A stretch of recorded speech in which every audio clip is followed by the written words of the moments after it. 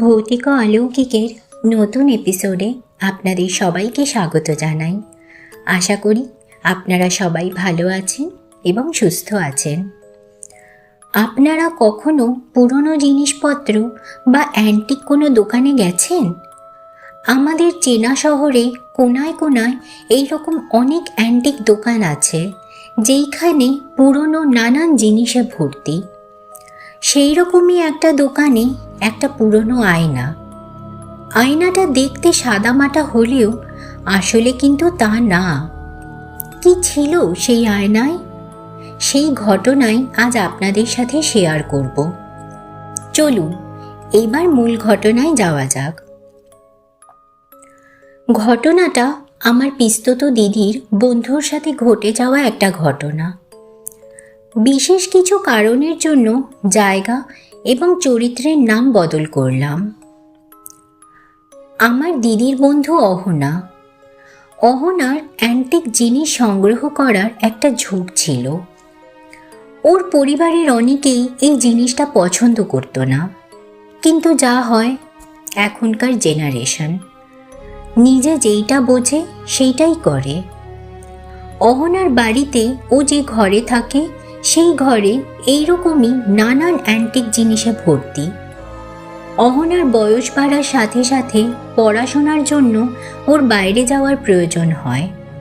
তখনও ওর মা বাবা ওকে বলে, বাইরে যাচ্ছিস, সব জিনিস তো জানিস না, তাই হুট করে কিছু কিনবি না, সব অ্যান্টিক জিনিস ভালো হয় না কিন্তু। অহনা তখন কিছু না বললেও মনে মনে কথাটাকে ইগনোরই করে। সময় মতন সে বাইরে চলে যায় পড়াশোনার জন্য। অহনা তার এই শখের কারণেই রুমে একা থাকত, অন্য বন্ধুদের সাথে রুম শেয়ার করত না। পড়াশোনার সাথে সাথে সে কিন্তু তার শখটাকেও সমান তালেই পূরণ করে চলেছিল। সেই জায়গায় গিয়ে রুম ঠিক করার সাথে সাথে সে বাজারে অ্যান্টিক জিনিসের দোকানের খোঁজ করে। কাছাকাছি না হলেও কয়েক মাসের মধ্যে কিছুটা দূরে একটা দোকানের খোঁজ পায়। সেইখানেই পড়াশোনা করাকালীন রিকির সাথে তার বন্ধুত্ব হয়।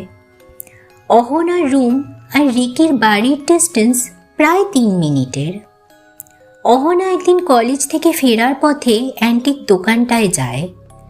ওইখানে গিয়ে খুব মন দিয়ে সব জিনিসপত্র দেখতে থাকে। হঠাৎই তার চোখ পড়ে একটা অ্যান্টিক আয়নায়। আয়নাটা একটা সাদা কাপড় দিয়ে ঢাকা ছিল। কাপড় দিয়ে ঢাকা থাকায় জিনিসটার প্রতি তার কৌতূহল আরও বেড়ে যায়। সে ঠিক করে আজ সে ওইটাই কিনবে। যথারীতি সে আয়নাটা কিনে নিয়ে আসে। সেই দিন টায়ার্ড থাকায় আয়নাটা ওইখানেই রেখে দিয়েছিল। পরদিন সকালে অহনা কলেজে বেরিয়ে যায়। কলেজ থেকে এসে জিনিসটা দেখার জন্য আয়নার ঢাকনাটা সরায়। ঢাকনাটা সরাতেই কেমন একটা হাওয়া বয়ে গেল, কিন্তু জিনিসটা অহনার এতটাই পছন্দ হয়েছিল যে সে সেইটাতেই মত্ত ছিল।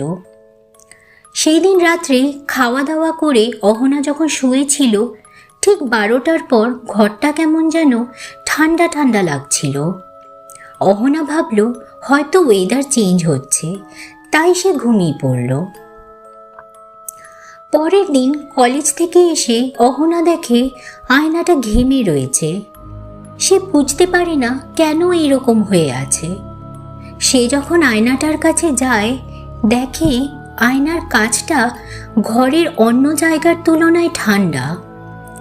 বেশ কিছুক্ষণ আয়নার দিকে তাকিয়ে বসে থাকার পর তার মনে হয় আয়নার মধ্যে কোনো আবছা অবয়ব।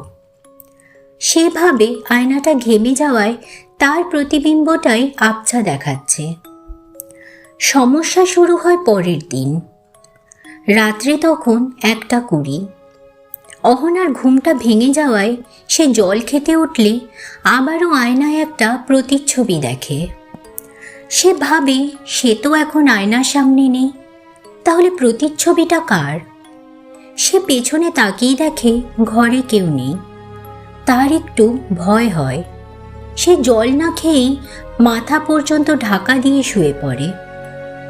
পরদিন রিকিকে আয়না কেনার পর থেকে যা যা হয়েছে সবটাই বলে।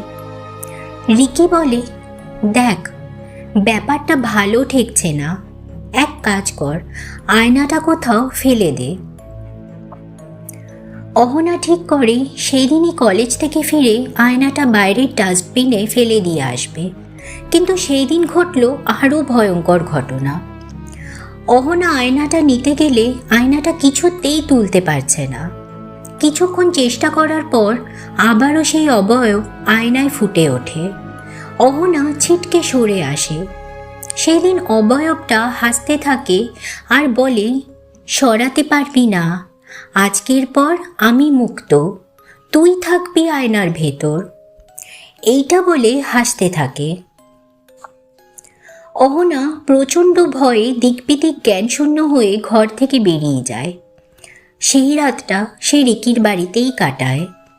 পরদিন সকালে রিকি আর অহনা ওই জায়গার এক হনুমান মন্দিরে গিয়ে পুরোহিতকে সব ঘটনাটা বলে। পুরোহিত তাদেরকে সাথে নিয়ে এক তান্ত্রিকের কাছে যায়। তাকে সবটা বলে সে অহনার ঘরে এসে আয়নাটা দেখে এবং সবটা বুঝতে পারে। তান্ত্রিক অহনাকে বলে, ঠিক সময় ঘর থেকে বেরোতে পেরেছ, না হলে সারা জীবনের জন্য বন্দি হয়ে যেতে। এর মধ্যে যা আছে সেটা খুবই ভয়ঙ্কর। ঈশ্বরের কৃপায় জোর বাঁচা বেঁচে গেছ। আমি এইটা নিয়ে গিয়ে তন্ত্রক্রিয়া করে বিপদ কাটিয়ে দেব, তোমাদের আর কোনো চিন্তা নেই। সেই দিনই তান্ত্রিক আয়নাটা নিয়ে গিয়ে তন্ত্রক্রিয়ার দ্বারা আয়নাটা ভেঙে ফেলে। পরবর্তী ক্ষেত্রে অহনার আর কোনো সমস্যা হয়নি এবং তারপর থেকেই অ্যান্টিক জিনিসের প্রতি তার আগ্রহটা একেবারেই চলে গেছে। এই ছিল আজকের ঘটনা। ঘটনাটা আপনাদের কেমন লাগলো অবশ্যই আমাকে কমেন্ট করে জানাবেন। যদি ভালো লেগে থাকে তাহলে একটা লাইক করে দেবেন এবং সকলের সাথে শেয়ার করে সকলকে শোনার সুযোগ করে দেবেন। এই রকম আরও ঘটনা শোনার জন্য চ্যানেলটাকে সাবস্ক্রাইব করে আমার পাশে থাকবেন। সকলে ভালো থাকবেন। আমি রুনিয়া, আপনাদের জানাই শুভরাত্রি।